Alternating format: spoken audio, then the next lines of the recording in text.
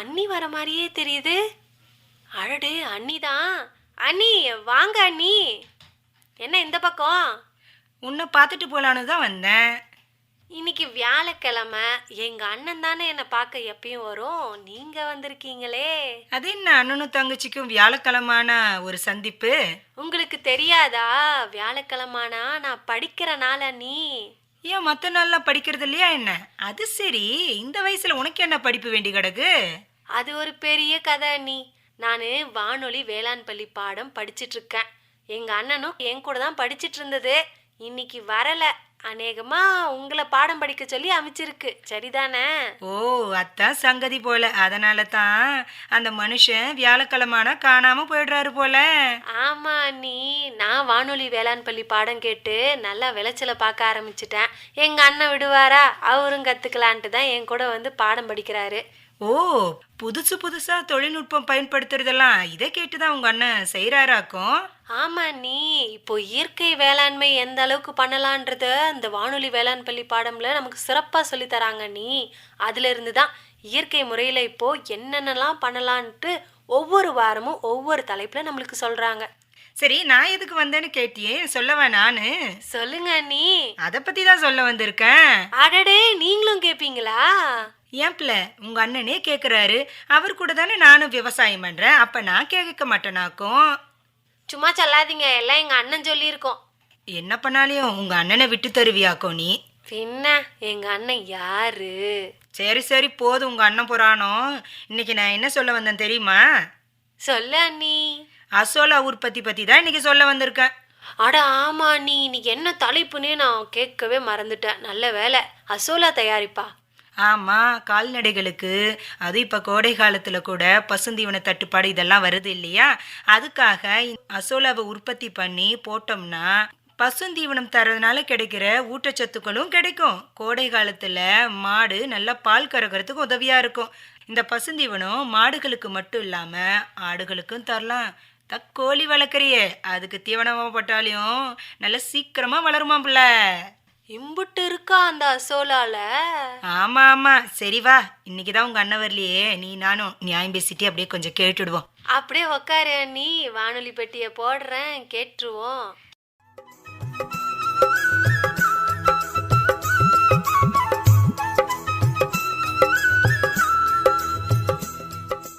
நேயர்கள் கேட்கவிருப்பது வயல்வெளி.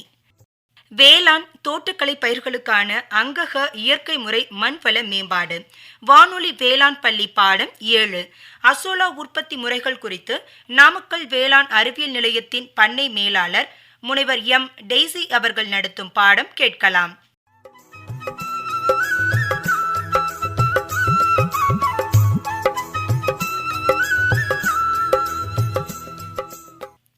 அனைவருக்கும் வணக்கங்கம்மா.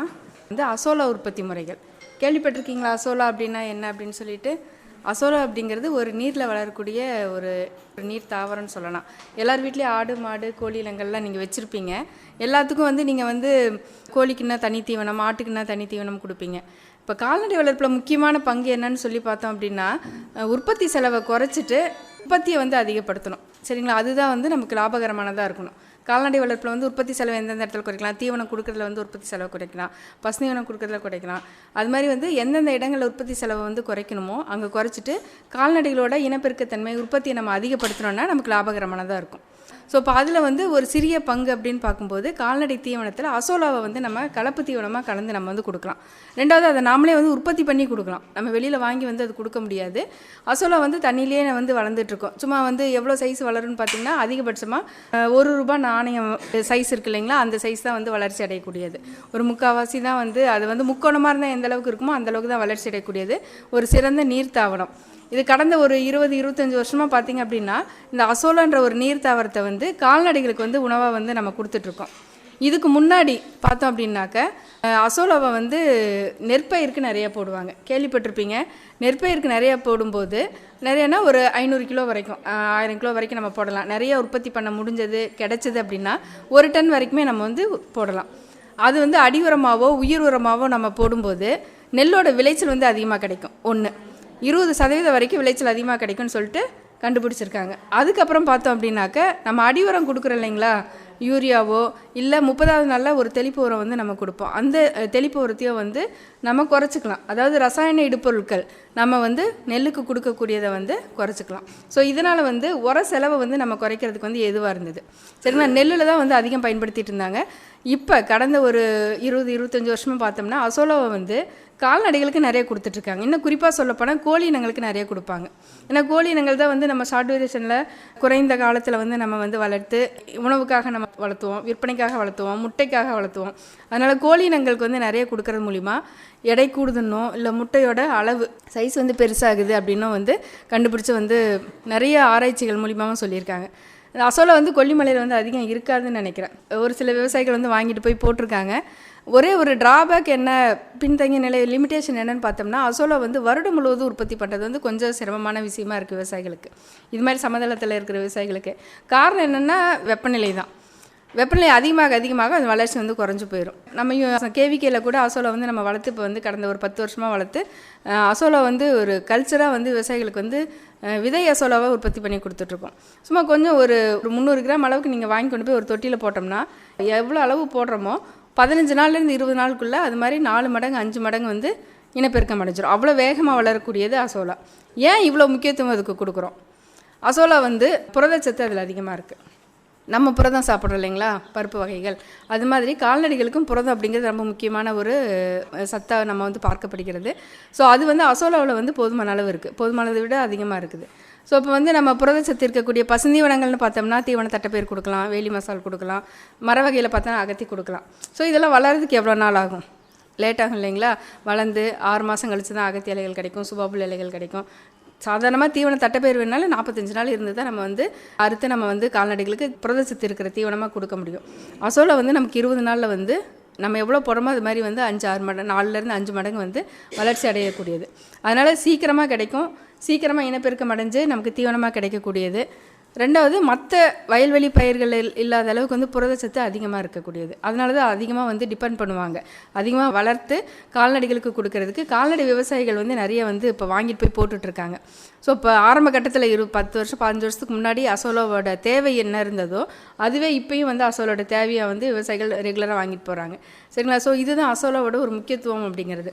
காரணம் வந்து அதில் புரதம் மட்டும் கிடையாது, மற்ற சத்துக்கள்னு சொல்லக்கூடிய நைட்ரஜன் சத்து, விட்டமின்கள் சொல்லக்கூடிய beta carotene, vitamin A, B12, இது மாதிரியான கால்நடைகளோட உடல் வளர்ச்சிக்கு தேவையான என்சைம்கள், அமினோ அமிலங்கள், இது எல்லா சத்துக்களும் அதில் வந்து போதுமான அளவு இருக்கிறதுனால, ரெண்டாவது மற்ற கலப்பு தீவனத்தோடு கலந்து கொடுக்கும்போது எளிதில் ஜீரணம் அடைகிறதுனால அசோலா வந்து கால்நடை விவசாயிகள் வந்து நிறைய வந்து உற்பத்தி பண்ணி கொடுக்கறதுக்கு ஆரம்பிச்சிருக்காங்க. சரிங்களா. ஸோ இப்போ இந்த அசோலா வந்து ஒரு நம்ம கொடுக்கறது மூலிமா நீங்கள் அடர் தீவனம் கொடுக்கறத வந்து 25% 30% வரைக்கும் குறைச்சிக்கலாம். ஒரு மாட்டுக்கு ஒரு நாளைக்கு 1 கிலோ அடர் தீவனம் கொடுக்குறீங்கன்னு வச்சுக்கோங்க. எஸ்கேஎம் தீவனமோ இல்லை ஆவின் தீவனமோ ஏதோ ஒரு அடர் தீவனம் கொடுக்குறீங்க அப்படின்னா 25% குறைக்கினா 700லேருந்து 750 கிராம் 3/4 கிலோ கொடுத்தா போதும். மீதி வந்து 25% 1 கிலோ வந்து அசோலா வந்து கால்நடைகளுக்கு தீவனமாக கொடுக்கலாம். இதே நீங்கள் ரெகுலராக கொடுத்துட்டு வந்தீங்கன்னு வச்சுக்கோங்க, ஒரு வாரத்துக்கு வந்து தினமும் கொடுக்கலாம், இல்லை வாரத்தில் வந்து ஒரு நாள் விட்டு ஒரு நாள் கொடுக்கலாம், வாரத்துக்கு 3 தடவை சிஸ்டமேட்டிக்காக நம்ம வந்து ஒரு ஷெட்யூல் போட்டு அசோலா கொடுத்துட்டு வந்தோம்னா கறவை மாடுகளில் வந்து பால் உற்பத்தி திறன் வந்து அதிகமாக கிடச்சிருக்குதுன்னு சொல்கிறாங்க. சரிங்களா. கிட்டத்தட்ட வந்து கலப்பின மாடுகளில் இந்த மாடுகள் வந்து கிட்டத்தட்ட 11% வரைக்கும் பால் உற்பத்தி வந்து அதிகமாக கிடச்சிருக்குது அப்படின்னு வந்து நிறைய ஆராய்ச்சிகள் வந்து சொல்லியிருக்கிறாங்க.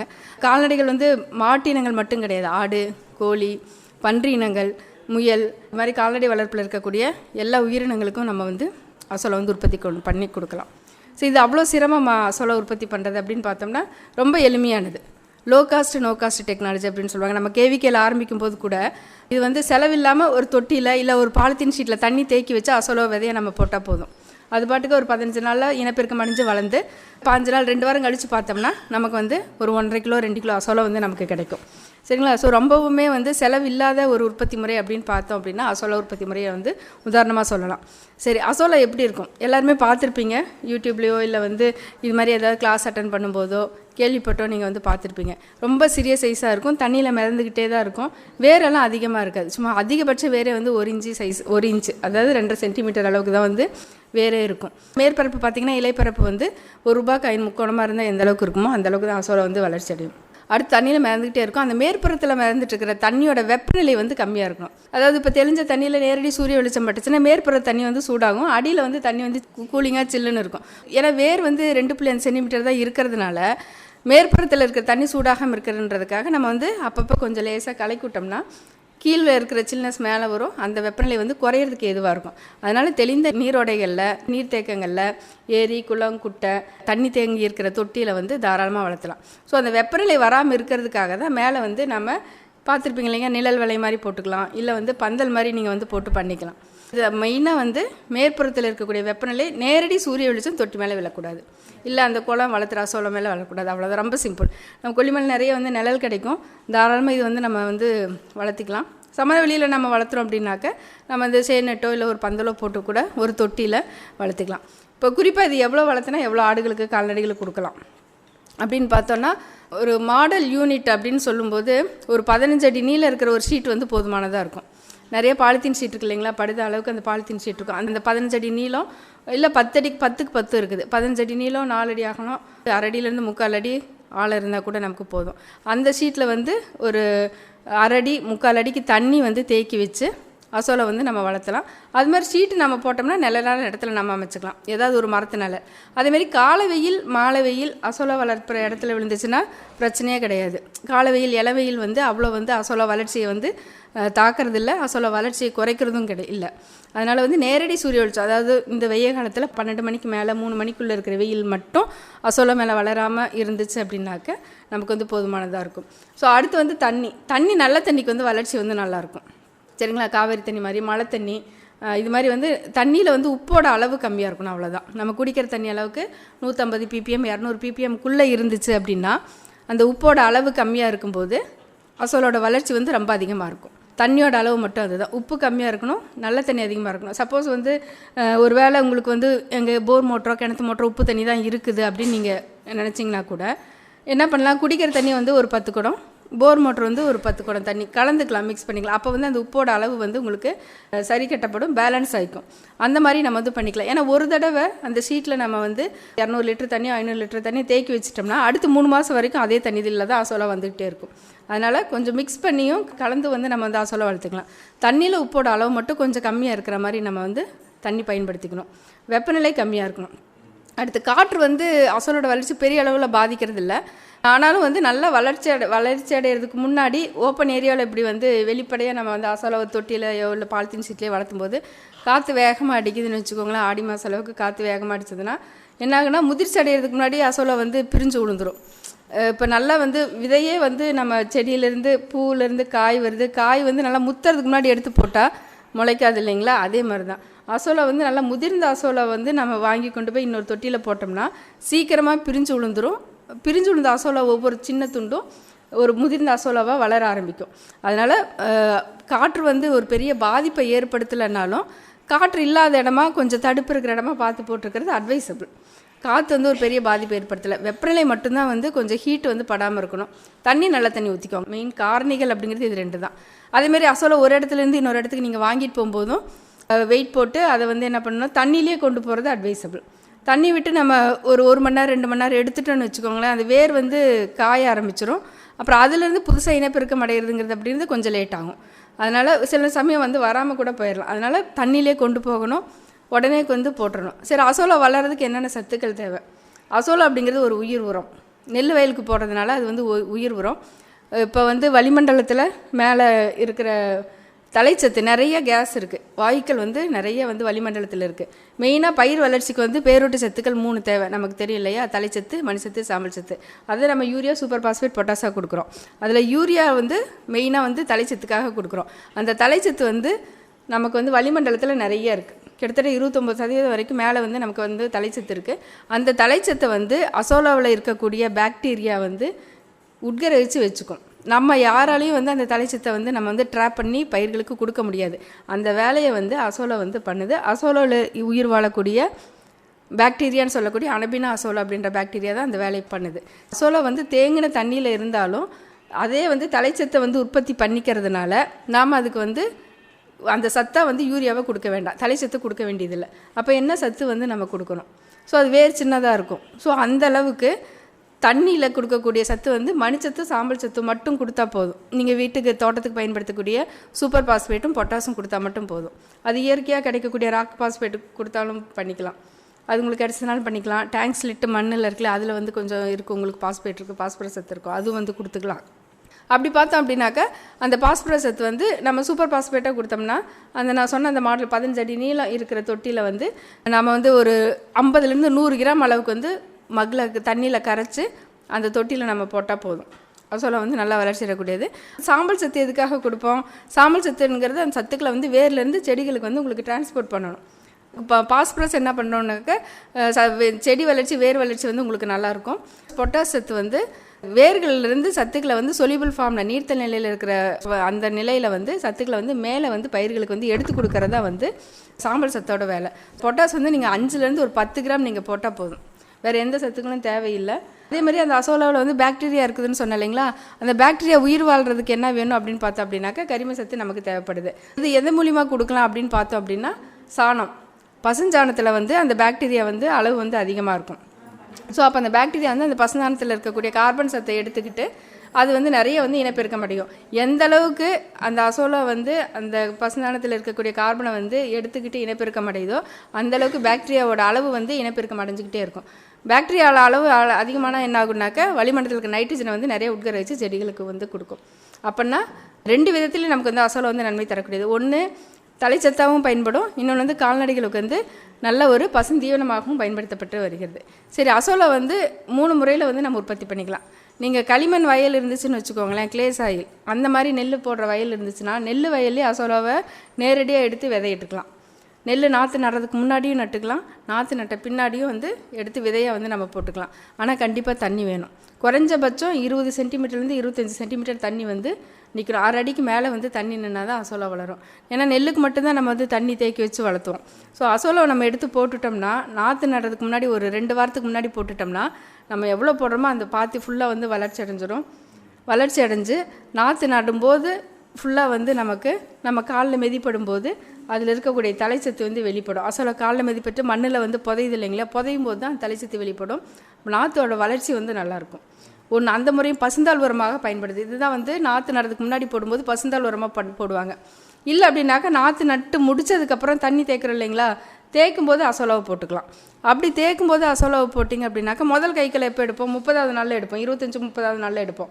25வது நாளில் கோண விடர் வச்சு ஓட்டும்போது திரும்ப மண்ணில் வந்து திரும்ப புதையும் போது உங்களுக்கு தலைச்சத்து வரும். அப்போ என்ன ஆகுனாக்கா கரைந்த நிலையில் தலைச்சத்துக்களுக்கு இருக்கிறனால வேர்கள் இன்னமும் அதனுடைய நிறைய தூர் கட்டி வளர்கிறதுக்கு வாய்ப்பாக இருக்கும், தலைச்சத்து நிறையா கிடைக்கும். அப்போ 30வது நாளில் நம்ம கொடுக்கக்கூடிய ரசாயன உரத்தை வந்து நீங்கள் குறைச்சிக்கலாம். இது வந்து வேளாண் பயிர்களுக்கு அசோலாவை வந்து நம்ம கொடுக்கக்கூடிய நன்மைகள்.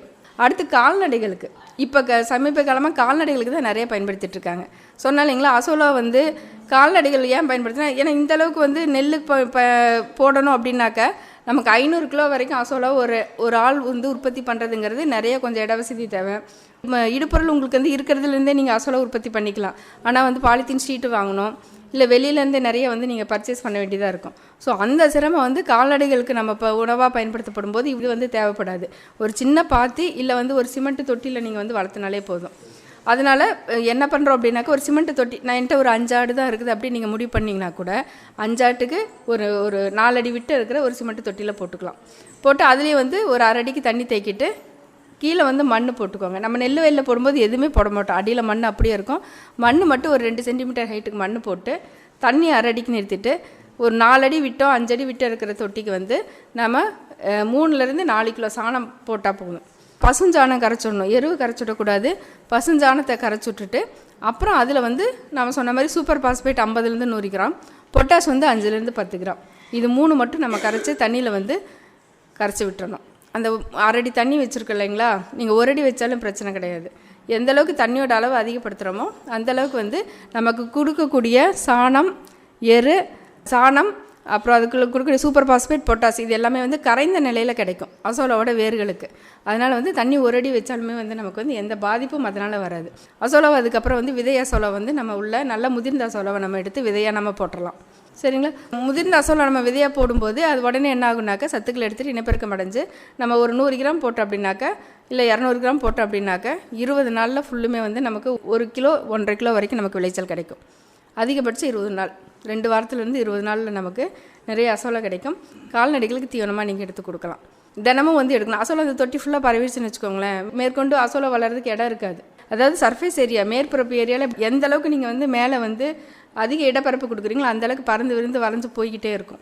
கொஞ்சமாக இடம் இருந்துச்சுன்னா நான் சொல்கிற அந்த 2 வாரத்துக்குள்ளாரே முன்னாடியே வளர்ந்துடும், 10 நாளே வளர்ந்துடும். ஸோ அப்போ வந்து மேற்கொண்டு வளர்கிறதுக்கு இடம் இருக்காது. அப்போ என்ன பண்ணணும், கொஞ்சம் கொஞ்சமாக நம்ம எடுத்து கால்நடைகளுக்கு தீவனமாக கொடுத்துடலாம். நல்லா ரிசல்ட்டு பார்க்கலாம். கறவை மாடாக இருந்தாக்கா டெய்லி 1 கிலோ அளவுக்கு கொடுக்கலாம், ரெகுலராக கொடுக்கலாம், ஒரு நாள் விட்டு ஒரு நாள் கொடுக்கலாம். ஒரு மாதம் அப்படியே நீங்கள் தொடர்ந்து கொடுத்துட்டு வந்தீங்கன்னா பாலோட அளவு வந்து அதிகமாக இருக்கும். புரதம் அதிகமாக இருக்கிறதுனால உங்களுக்கு வந்து மாடோட வளர்ச்சி, சதை வளர்ச்சி இது எல்லாமே வந்து கால்நடைகளுக்கு வந்து ரொம்ப நல்லா இருக்கும். அதே மாதிரி ஆடு வளர்த்துறீங்க அப்படின்னாக்கா 5 ஆட்டுக்கு வந்து ஒரு மாடல் நட்டுங்கிறது 15 அடி நீளம் 4 அடி அகலம் இருக்கிற தொட்டியில் நீங்கள் வந்து ஒரு 5 ஆட்டுக்கு நீங்கள் ஒரு தொட்டி நீங்கள் போட்டிங்கனாலே போதுமானது. எண்ணிக்கை அதிகமாக இருந்துச்சுன்னா அதுக்கு அந்த மாதிரி 2 தொட்டி 3 தொட்டி நம்ம வந்து நிறைய நம்ம போட்டுக்கலாம்.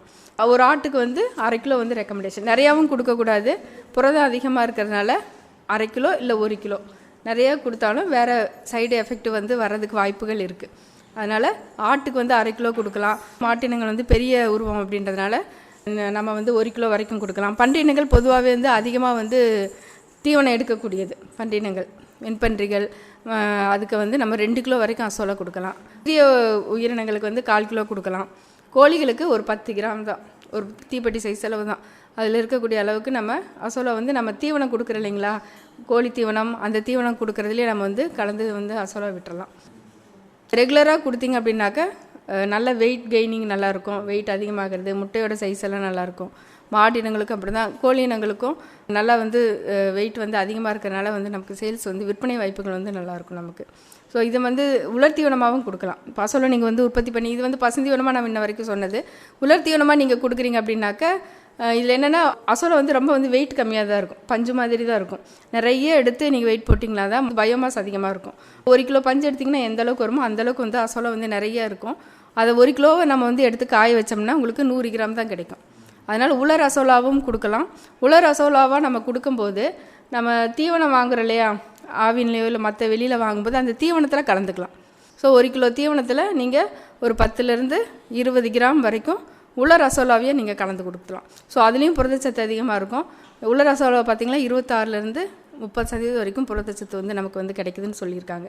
ஸோ ஒரு சிறந்த புரதச்சத்து மிக்க ஒரு தீவனம் அப்படின்னாக்கா, எளிதில் கிடைக்கக்கூடிய தீவனம் அப்படின்னாக்கா நம்ம அசோலா வந்து குறிப்பாக சொல்லலாம். கண்டிப்பாக வந்து இதை நீங்கள் வந்து உற்பத்தி பண்ணி கொடுக்கும்போது கால்நடைகளுக்கு நம்ம தீவன செலவை வந்து உங்களுக்கு 30%, 100 ரூபா செலவு பண்ணுற இடத்துல உங்களுக்கு 70 ரூபா செலவு பண்ணால் போதும். 30% வரைக்கும் தீவன செலவை குறைக்கலாம். ஒரு 2-3 பேர் மட்டும் அசோலா வந்து வாங்கிட்டு வந்து போட்டு பயனடைஞ்சிருக்காங்க. கால்நடை நீங்கள் வளர்த்துறீங்க, முக்கியமாக கோழி வளர்ப்பீங்க. கோழி வளர்த்துறவங்களுக்கு ஒரு சின்ன ஒரு தொட்டியில் நீங்கள் போட்டு வச்சு வளர்த்துறீங்களே, கொல்லிமலையில் கிளைமேட் வந்து சூப்பராக இருக்குங்க, வெப்பநிலை அதிகமாக இருக்காது, நிழலும் கிடைக்கும். ஸோ அதில் தாராளமாக இது போட்டு நீங்கள் கால்நடைகளுக்கு வந்து உற்பத்தி பண்ணி கொடுக்கலாம். இப்போ அசோலா வந்து வேளாண்மை அறிவியல் நிலையத்தில் வந்து மாதிரி பண்ணை வந்து இருக்குது. ஒரு 9 தொட்டி போட்டிருக்கோம். இதில் வந்து இப்போ 2-3 தொட்டியில் வந்து அசோலா வந்து இனப்பெருக்கம் அடையிறதுக்கு நம்ம விட்டுருக்கோம். தினமும் அசோலா வந்து வாங்கிட்டு போய்கிட்டே இருக்காங்க. அதனால் இப்போ வந்து 2 தொட்டியில் வந்து அசோலா வந்து வளர்ச்சி அடைஞ்ச நிலையில் இருக்குது. நீங்கள் பார்க்கலாம். நாங்கள் வந்து இப்போ எங்களுக்கு கவர்மெண்ட் வந்து இது ஒரு ஸ்கீமில் பண்ணதுனால நாங்கள் ஃபண்டு போட்டு நிறைய ஷேர் நெட்டெல்லாம் போட்டிருக்கோம். அந்தளவுக்கெல்லாம் ஸ்ட்ரக்சர் நீங்கள் எதுவும் டெவலப் பண்ணவே வேண்டாம். ஜஸ்ட்டு நிழலான இடமா செலக்ட் பண்ணிவிட்டு அந்த ஷீட்டை வாங்கிக்கலாம். இல்லை அப்படின்னாக்கா உங்ககிட்ட ஆடு மாடுகளுக்கு கொடுக்கக்கூடிய தொட்டி இருந்துச்சுனால தொட்டியில் தண்ணி தேக்கி வச்சே வளர்த்துக்கலாம். காங்கிரீட் தொட்டி இருக்குங்களா, அந்த தொட்டிலே நீங்கள் வந்து அசோலா வந்து வளர்த்து கால்நடைகள் தினமும் கோழினா ஒரு இப்படி கையில் அள்ளி கொடுத்தா போதும். ஒரு 5 கிராம் 10 கிராம் வளரும் கோழிகளுக்கு 5 கிராம் 10 கிராம் நீங்கள் கொடுத்தாலே போதும். அதனால் வந்து ஒரு நல்ல ஒரு தீவனம், சக்தி மிகுந்த தீவனம். இன்னும் சொல்லப்போனால் கோயம்புத்தூர் சைடெல்லாம் வந்து அசோலா வந்து கீரை போண்டா மாதிரி செஞ்சு சாப்பிட்றாங்க. ஸோ அந்தளவுக்கு மனிதர்களுக்கும் பயன்பாட்டில் இருக்குது. நாம் இன்னும் பழக்கப்படலை, இந்த ஏரியாவில் இருக்கிறவங்க பழக்கப்படலை. மெயினாக வந்து அதில் எல்லா சத்துக்களும் இருக்குது. புரதம் மட்டும்தான் நம்ம வந்து அதிகமாக சொல்கிறோம். அதை தவிர வந்து விட்டமின்கள், பீட்டா கரோட்டின், அடுத்து வந்து அமினோ அமிலங்கள், விட்டமின் ஏ, B12 எல்லா சத்துக்களும், பாஸ்பரஸ், பொட்டாசியம் எல்லா சத்துக்களும், இரும்பு சத்து இதெல்லாமே நிறைய இருக்கிறதுனால, அது போதுமான அளவு இருக்கிறதுனால கால்நடைகளுக்கு மட்டும் இல்லாமல் மனிதர்களுக்கும் வந்து நம்ம வந்து அடிக்கடி நம்ம வந்து சாப்பிட்டுக்கலாம். வாரத்தில் 1 நாள் 2 நாள் வந்து வெளியில் போனால் நம்ம போண்டா கீரை ஆயில் ஐட்டம் சாப்பிட்றோம் இல்லைங்களா, ஸ்நாக்ஸ் மாதிரி நம்ம வீட்லேயே வந்து நம்ம செஞ்சு சாப்பிட்டுக்கலாம். அதனால் அசோலா வந்து ஒரு சிறந்த கால்நடை தீவனம். முன்ன காலத்துலலாம் இப்பயும் சரி நெல் வயலுக்கு அதிகம் பயன்படுத்திட்டு இருக்காங்க. நெல் வயல் வந்து 20% 25% வரைக்கும் விளைச்சல் அதிகமாக இருக்குது. அதை 4 டன் கிடைக்குது அப்படின்னாக்கா கண்டிப்பாக 4 டன்லேருந்து 4.25 டன் வரைக்கும் உங்களுக்கு விளைச்சல் வந்து அதிகமாக கிடைக்கும். அதை வந்து கால்நடைகளுக்கு நிறைய ரிசல்ட் கொடுத்துருக்காங்க நாமக்கல் மாவட்டத்தில். பாலோட உற்பத்தியும் அதிகமாக கிடைக்குது. ரெகுலராக கால்நடைகளுக்கு நீங்கள் வந்து கொடுத்தீங்க, மாடுகளுக்கு கொடுத்தீங்கன்னா மில்க் ஈல்டு வந்து 400 ml உங்களுக்கு வந்து 600 ml வரைக்கும் அதிகமாக கிடைக்குதுன்னு நமக்கு ரிசல்ட் ஃபார்மஸே சொல்லியிருக்காங்க. ஃபீட்பேக் அதெல்லாம் இருக்குது. அது மட்டும் இல்லாமல் இப்போ சொசைட்டிக்கு பால் ஊற்றுறவங்க நிறைய பேர் இருப்பீங்க. அதில் எப்படி எடுப்பாங்கன்னா அந்த SNF கண்டென்ட்டு, கொழுப்பில்லா திடப்பொருட்களின் அளவை வச்சு தான் உங்களுக்கு வந்து ரேட் ஃபிக்ஸ் பண்ணுவாங்க. ஸோ இது வந்து ரெகுலராக கொடுக்கும்போது பாலில் வந்து அந்த கொழுப்பில்லா திடப்பொருட்களின் அளவு வந்து அதிகமாக இருக்கும் உங்களுக்கு. ஸோ அதை இப்போ வச்சு நீங்கள் பண்ணிங்கன்னா உங்களுக்கு 50 பைசா ₹1 வந்து கூடுதலாக கிடைக்கும் ரெகுலராக கொடுக்கும்போது.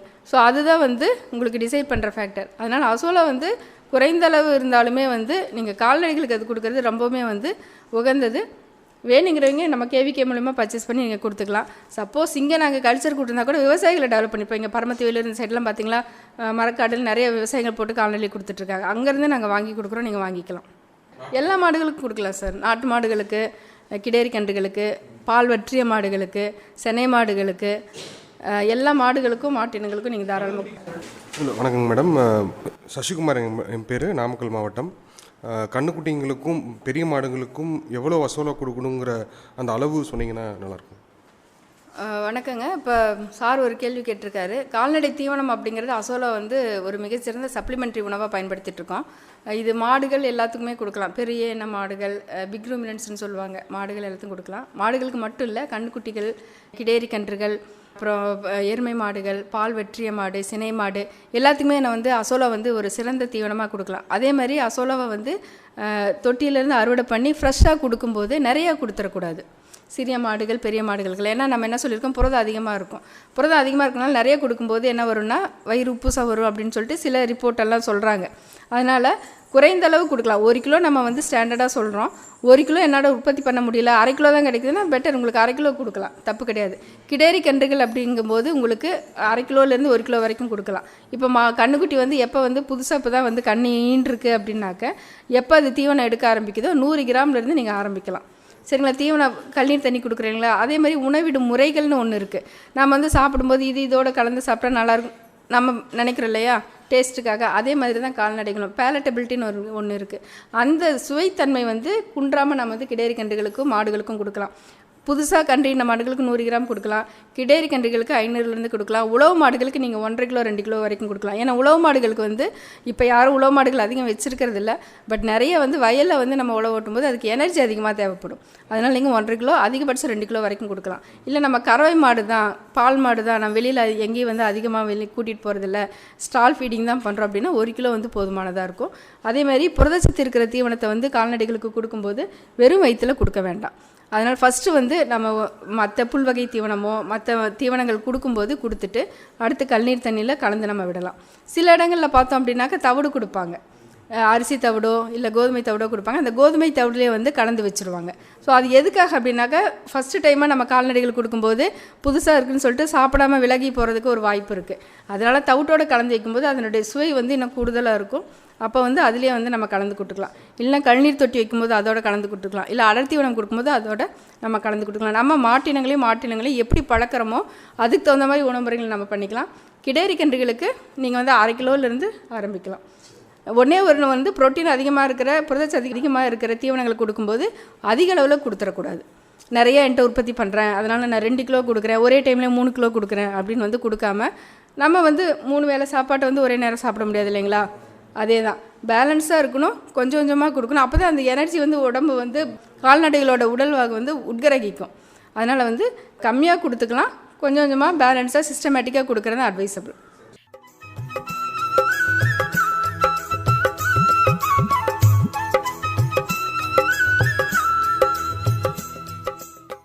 நேயர்கள் இதுவரை கேட்டீர்கள் வயல்வெளி. இன்றைய நிகழ்ச்சியில் வேளாண் தோட்டக்கலை பயிர்களுக்கான அங்கக இயற்கை முறை மண்வள மேம்பாடு வானொலி வேளாண் பள்ளி பாடம் 7 அசோலா உற்பத்தி முறைகள் குறித்து நாமக்கல் வேளாண் அறிவியல் நிலையத்தின் பண்ணை மேலாளர் முனைவர் M. டெய்சி அவர்கள் நடத்திய பாடம் கேட்டீர்கள்.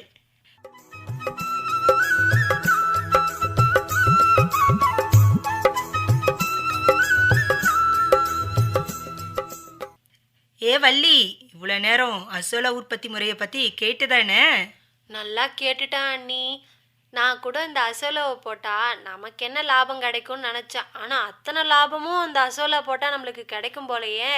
மாடுக்கும் போடலாம், ஆட்டுக்கும் போடலாம், கோழிக்கும் போடலாம். ச்சே, இவ்வளோ நாளா இது தெரியாம இருந்திருக்கனே. வீட்ல இருந்தே செய்யக்கூடிய இதை விட்டுட்டு வெளியில போய் வாங்கிட்டு வந்து இத்தனை நாளா போட்டுட்டு இருந்திருக்கோமே அண்ணி. அடவள்ளி, நீ புலம்பாத, நானும் அப்படிதான் இருந்திருக்கேன். இப்பயாச்சு நம்ம 2 பேருக்கும் புத்தி வந்துச்சேன்னு சந்தோஷப்பட்டுக்கலாம். ரேடியோவில் இந்த மாதிரியான நல்ல நல்ல தகவல்கள் தர்றது உனக்கு எனக்கு மட்டும் இல்லை, பல விவசாயிகளுக்கு பயனுள்ளதா இருக்குன்னு இப்ப தெரிஞ்சுக்கிட்டோம்ல. கண்டிப்பா அண்ணி, நல்லாவே தெரிஞ்சுக்கிட்டோம். இந்த அசோலா தயாரிப்பை பற்றி இன்னைக்கு தான் முழு விவரத்தை நான் தெரிஞ்சுக்கிட்டேன். இனிமே இதையே தான் பயன்படுத்த போறேன், பன்மடங்கு உயர போறேன். அட, பேச்சுவாக்கில் அப்படியே நான் அமுச்சு விட்டுறாத. அந்த வெடக்கோழி குழம்ப கொஞ்சம் கிண்ணத்துல ஊத்தித்தா, நான் வீட்டுக்கு போயிட்டு உங்க அண்ணனோட சாப்பிட்றேன். அதானே பார்த்தேன்.